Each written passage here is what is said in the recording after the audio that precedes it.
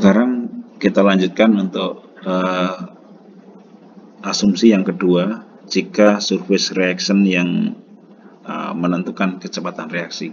Tadi udah kita bahas asumsinya jika adsorpsi reaktan di permukaan itu yang lambat dan dia menentukan, maka kecepatan reaksinya tadi kan yang dihasilkan adalah persamaan 10/42. Nah, sekarang kalau fakta atau asumsinya itu adalah surface reaction yang menentukan, maka dari minggu yang lalu bahwa surface reaction itu di permukaan adalah seperti ini untuk kasus yang ini ya. Sumen menjadi produknya adalah benzen yang teradsorb, tapi yang propilennya adalah bulk ya. Pada keadaan steady state ya,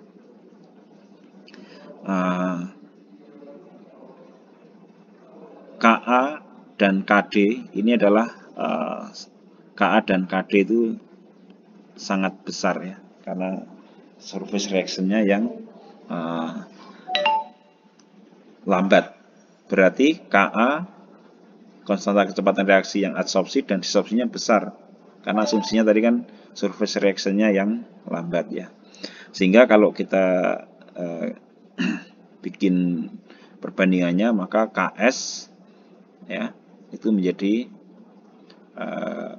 mendekati 0 ini ya. RAD dibagi dengan KA mendekati 0 ya. Jadi KA dan KD itu sangat besar dibandingkan dengan KS jika surface reaction kita asumsikan yang menentukan. Maka kita dapat keluarkan CCS-nya adalah sama dengan KC PC kali CV ya. Maka tentunya yang lain ya, kalau RAD per KA sama dengan 0, maka RD per KD juga sama dengan 0. Tadi KD-nya kan sangat besar ya. Sehingga CBS-nya bisa kita keluarkan, CCS bisa keluarkan. Kemudian kita masukkan ke dalam persamaan yang 10/26 untuk yang surface reaction-nya tadi. Maka kita dapatkan RS seperti ini ya. Kita dapatkan persamaan reaksi di permukaan yang seperti ini ya, RS sama dengan KS, PC, KC ya, karena sudah kita masukkan ya ini. Kemudian KB, PB, PP ya, sudah kita masukkan. Nah, kita ringkas, kalau kita keluarkan KC-nya di sini, maka akan menjadi seperti ini. Dengan catatan KP sama dengan KC kali KS dibagi dengan KB. Nah, kalau kita buat neraca total dari situsnya tadi, ini CT sama dengan CV ditambah CBS ditambah CCS ya. Maka kita keluarkan CV-nya dan kita masukkan kembali kepada dalam persamaan yang ini tadi ya, persamaan ini tadi untuk menggantikan CV-nya. Maka kita dapatkan persamaan yang 10/44. Ini adalah persamaan akhir jika asumsinya surface reaction yang menentukan. Ya, kalau tadi adsorption yang menentukan, kita dapatkan persamaan akhirnya adalah persamaan 10/42 ya. Tapi kalau surface reaction yang menentukan, kita dapatkan persamaan 10/44. Kalau kita kumpulkan ya, ini kan sebenarnya konstanta ya. Ini konstanta, ini bisa kita kumpulkan dalam K begitu, bisa juga ya kita kumpulkan jadi satu ya. Ini, supaya tidak terlalu banyak parameter, itu bisa juga kita kumpulkan seperti ini. Nah, kalau kita buat initial rate of reaction-nya ya, tadi kita bikin kurva seperti ini, initial rate ya. Jadi initial rate sebagai fungsi dari tekanan parsial awal sumen ya, untuk kasus surface reaction yang menentukan ya.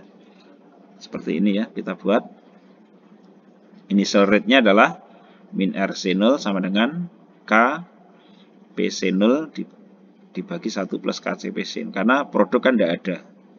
Karena produk nggak ada ya, maka yang ada hanya yang sumennya saja ya. Maka pada tekanan parsial sumen yang rendah, maka KCPC ini bisa kita anggap sangat kecil dibandingkan angka 1 ya. Berarti dia bisa dianggap kita asumsikan bahwa kecepatan reaksi itu sama dengan K kali PC0 nya ini, karena ini dianggapnya kan ini 0 ya, 0 ini tinggal dibagi 1. Itu kalau kita menggunakan initial rate ya. Pada tekanan parsial yang tinggi, sebaliknya KC/PC jauh lebih besar dari angka 1 ya. Nah, maka persamaan 1045 menjadi min RC0 sama dengan K dibagi dengan KC. Ya. Jadi di sini kita lihat bahwa jika surface reaction itu menentukan, ya, maka kecepatan reaksi awal itu tidak tergantung pada tekanan parsial sumen. Ya. Itu apa yang kita dapatkan jika asumsi surface reaction yang menentukan. Sekarang kalau berikutnya, jika disopsi benzen itu menentukan ya, maka laju reaksi dari disopsi benzen dapat kita tuliskan seperti yang kita turunkan di minggu yang lalu ya. Ini di 1029 ya, RD sama dengan KD kali CB dikurangi KB PB CV ya.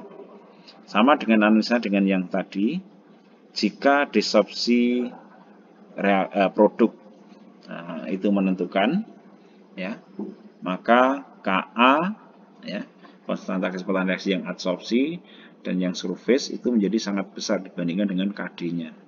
Maka kita bisa dapatkan RS dibagi dengan KS itu sama dengan 0 ya. Ya.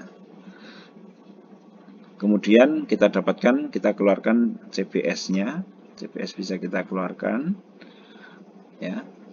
Juga RAD adsorpsi dibagi dengan ini juga sama dengan 0 ya. Ini juga sama dengan 0. Karena KA-nya kan besar, KS-nya besar, sehingga di sini mendekati 0. Maka kita dapatkan CCS. Sekarang CBS, CCS kita masukkan kembali ke dalam persamaan 1029 nanti kan. Kita dapatkan persamaan 1048. Ya. Ini adalah persamaan disopsi. Nah, kalau kita lihat di sini, KC itu adalah konstanta adsorpsi sumen ya. KS itu adalah konstanta kesetimbangan reaksi permukaan ya. Kemudian KP adalah konstanta kesetimbangan termodinamika. Kita lihat dari neraca situsnya ya. Neraca situsnya kita dapatkan CV seperti ini. Nanti kita masukkan kembali ke dalam persamaan 1048 ya. Kita dapatkan seperti ini. Nah, persamaan 1050 ini adalah persamaan laju reaksi dekomposisi disopsi dari produk ya, dari produk atau benzen yang tadi diasumsikan menentukan kecepatan reaksinya.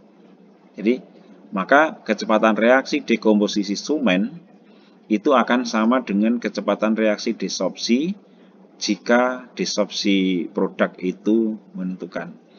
Ya, 1050 ini menjadi persamaan kecepatan reaksi akhir jika fakta atau asumsinya benar bahwa disopsi dari produk itu yang menentukan.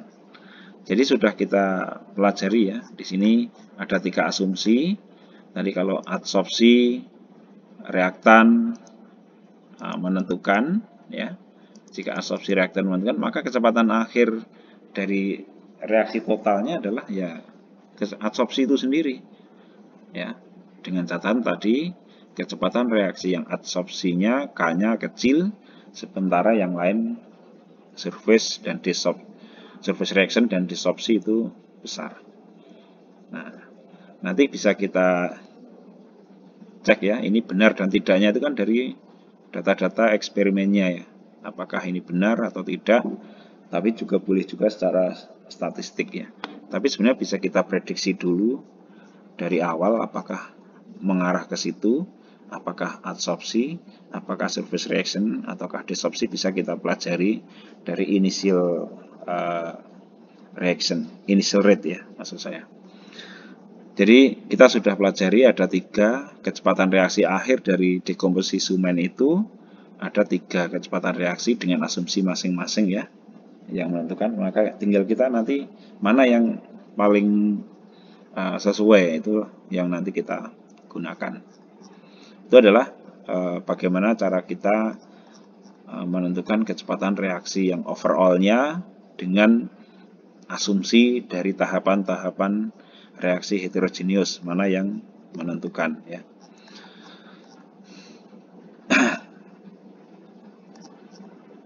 Itu adalah nanti kita coba pelajari dari data ya. Dari data apakah kira-kira mana yang menentukan. Nanti sebenarnya bisa dari data eksperimen itu bisa kita lihat ya. Kemudian subchapter 10.3.4 ya. Ini adalah summary-nya ya. Ada 3 reaksi ya, 10.22, 10.23 dan 10.24 ini ya. Ini reaksi totalnya. Kalau kita buat ya, kita belum, tadi masih kita asumsikan kalau ketiga-tiganya kemungkinan untuk menentukan kecepatan reaksi ya. Cuma yang benar yang mana kan tergantung dari fakta tadi sudah saya sampaikan. Nah, cuma sebenarnya idealnya kecepatan reaksi itu ditentukan oleh surface reaction, seharusnya yang menentukan kecepatan reaksi, bukan adsorpsinya, bukan disopsinya seharusnya. Kalau adsorpsi dan disopsi kok menentukan dibanding yang surface, berarti itu ada kesalahan di dalam menentukan ukuran katalis berbanding ukuran partikel katalis berbanding dengan ukuran reaktornya. Maka kalau kita melakukan kajian terhadap kecepatan reaksi, maka harus kita mengambil asumsinya yang ini, yang surface reaction-nya yang menentukan, bukan adsorpsi dan disopsi. Lah masalah ukuran partikel katalis nanti yang harus mengikuti gitu. Jadi kira-kira seperti itu. Demikian, terima kasih.